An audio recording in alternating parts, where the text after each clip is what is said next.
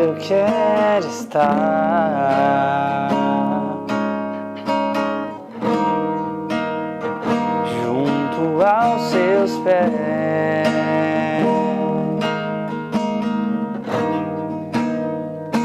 pois prazer maior não há que me render e te adorar. Tudo que há em mim quero te ofertar, quero te ofertar.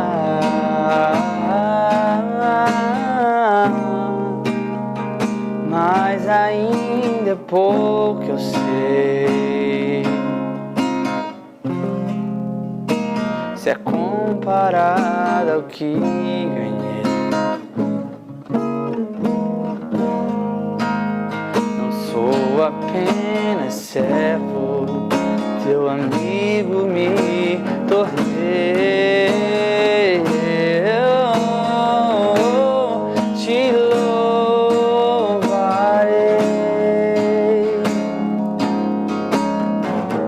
Não importam as circunstâncias. Fala, meu irmão, fala, minha irmã. Que Deus possa ter ministrado o seu coração com esse louvor. É um louvor já que a gente canta há muito tempo, né? Quem é cristão já mais antigo já conhece esse louvor com certeza, é um louvor antigo.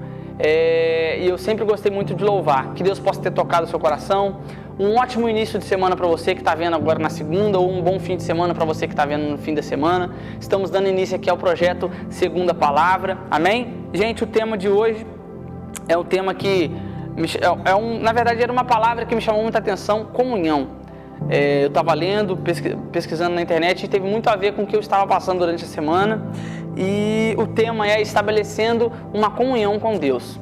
Vou repetir mais uma vez: estabelecendo uma comunhão com Deus. E eu queria, eu gosto bem de fazer no clima mesmo, como se fosse uma aula. Eu queria começar perguntando para vocês: o que é comunhão? Pensa aí. Não vale lá na internet não. O que é comunhão? O que você acha que é comunhão? Vou te dar aí 3 segundinhos.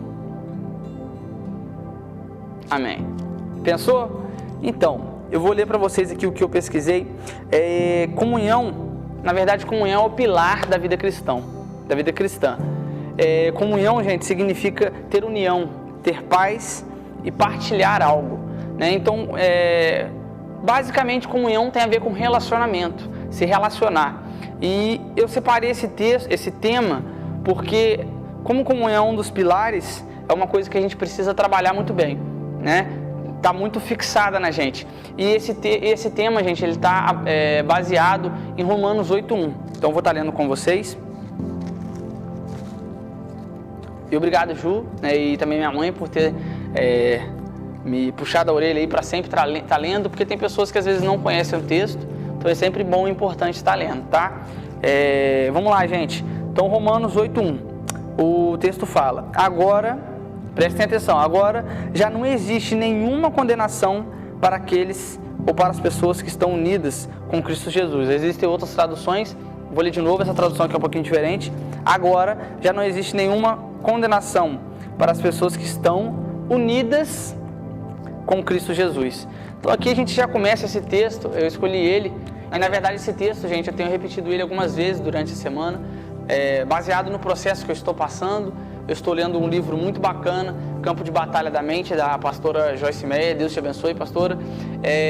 Esse livro ele fala muito sobre alguns textos, e ele fala sobre o poder da palavra, o poder que a Bíblia, né, que a gente lê a Bíblia de forma inteligente, que a gente aplicar, tem. Tá, gente? Então esse texto, ele fala que nenhuma condenação há para aqueles que estão unidos, para aqueles que estão em Cristo. E comunhão é união. Através da comunhão nós somos libertos. A comunhão nos proporciona intimidade. Através da comunhão, nós somos lapidados. Foi o que eu falei com vocês, a comunhão tem muito a ver com relacionamento. Bom, e agora que você já sabe o que é comunhão, essa palavra, como eu sempre falo para vocês, é sempre o que eu estou vivendo. E eu trouxe para mim, parei para pensar, falei, será que eu tenho realmente comunhão com Deus? Porque a comunhão, gente, ela precisa ser abastecida sempre. É como se fosse uma fogueira ali que você sempre está colocando fogo. A comunhão, a união, tanto com os irmãos. Por isso que é importante você ir à igreja, para que você esteja em comunhão, unido, né? Tem até aquela música que fala em comunhão, unido com os irmãos. Você precisa estar nesse ambiente. É igual a escola, você poderia aprender a ler e escrever em casa. Mas o ambiente de comunhão ali, o ambiente escolar é necessário. Então, eu parei para me perguntar, será que eu tenho uma verdadeira comunhão com Deus? Será que você tem uma verdadeira comunhão com Deus?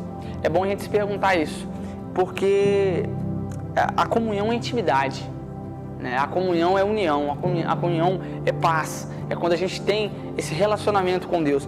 Eu separei, gente, aqui alguns pontos de como a gente pode fazer para poder fortalecer essa comunhão que a gente tem com Deus.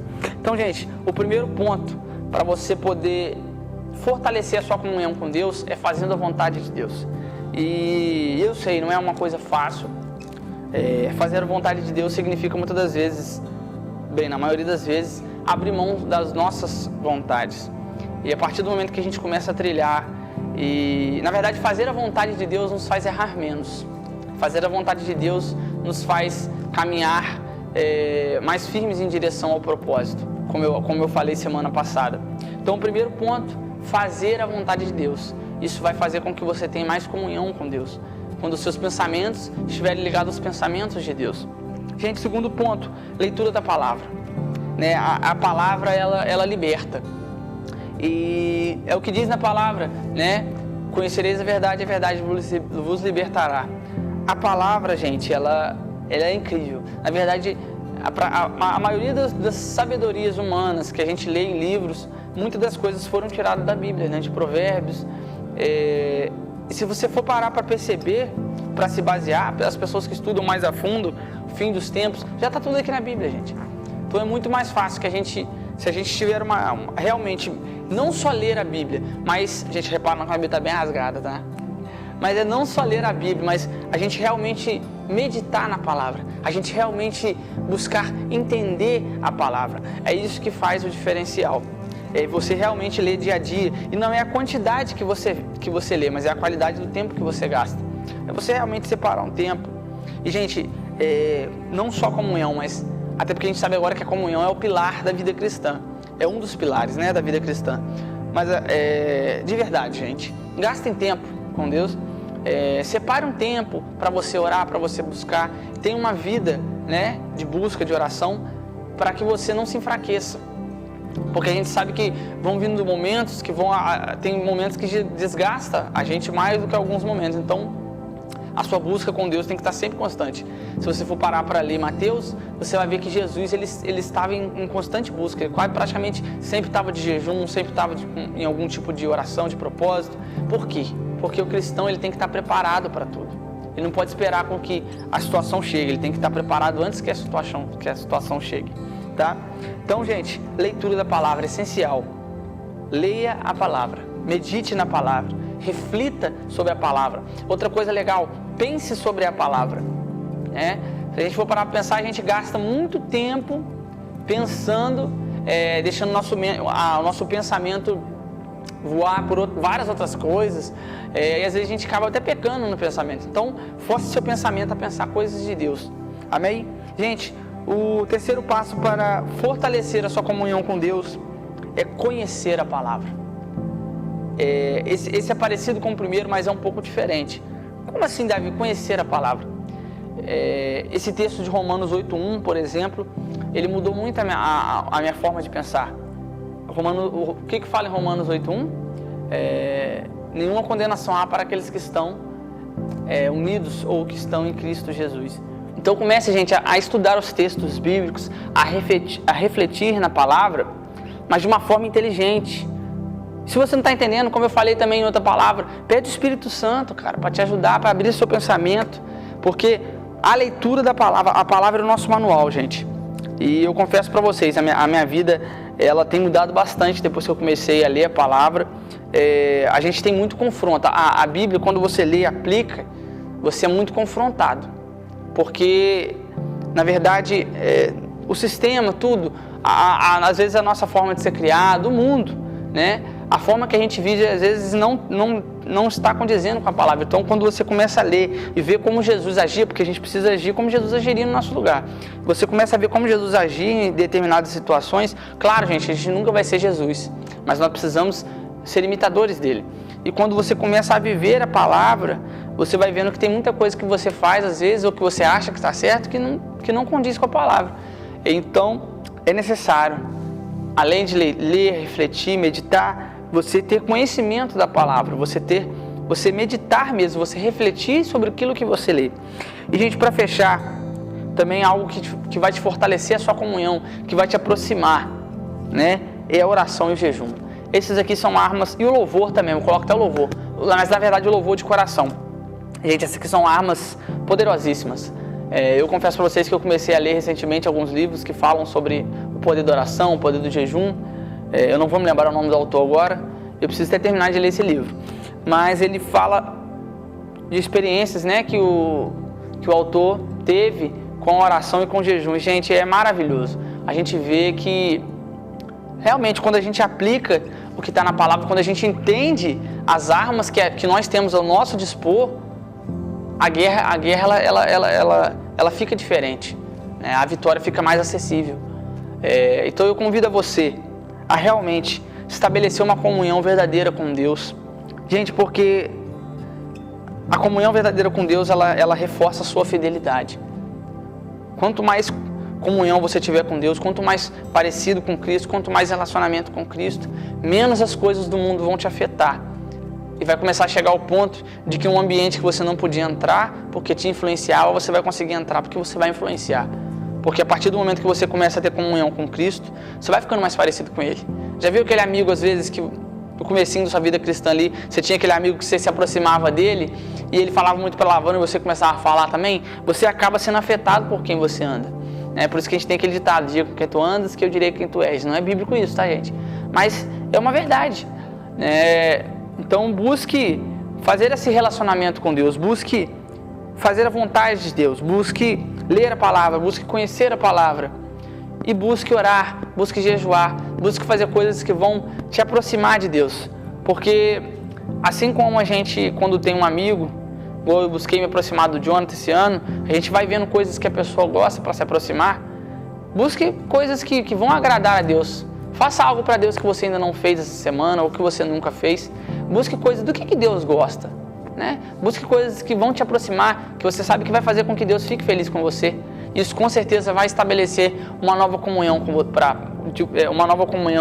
entre você e Deus, amém? Que Deus possa estar abençoando a sua vida, que você possa conseguir estabelecer uma comunhão com Deus, que a sua fidelidade seja reforçada. E, gente, não se esqueça, né, que não existe um obstáculo, né, para que você chegue a Deus. Claro, nós criamos obstáculos, mas Deus está simplesmente de braços abertos, cara. Ele quer se relacionar com você, Ele está pronto para se relacionar com você. Ele só está te esperando, né? Deus tem coisas grandes para nós e tudo que precisa é que a gente se dê o primeiro passo, que a gente se posicione e fala: Deus, eis-me aqui, Pai, né? E eu creio que Deus, Ele vai abençoar a sua vida, amém? Vou estar orando para encerrar essa palavra. Pai amado, Pai querido, quero te agradecer, Pai, desde já. Obrigado, foi uma palavra simples, mas eu creio que foi uma palavra que tocará o coração dos seus irmãos, Pai. Obrigado, Deus, que nós possamos estabelecer um nível maior de comunhão com o Senhor, um nível de relacionamento, de intimidade, que o Senhor possa estar falando conosco, Pai, que o Senhor possa estar tocando nossos corações e que a Tua presença, Pai, possa estar inundando o nosso ser, Pai. Dá-nos uma segurança agora, no meu caso vou descansar, ou para quem está acabando de acordar, ou para quem está vendo esse vídeo durante o dia, abençoa o dia dessa pessoa, Pai. Que nós possamos a cada dia mais, Pai, ser cheios do Teu Espírito Santo e ter cada vez mais sensibilidade para sentir a Tua presença. Em nome de Jesus, amém.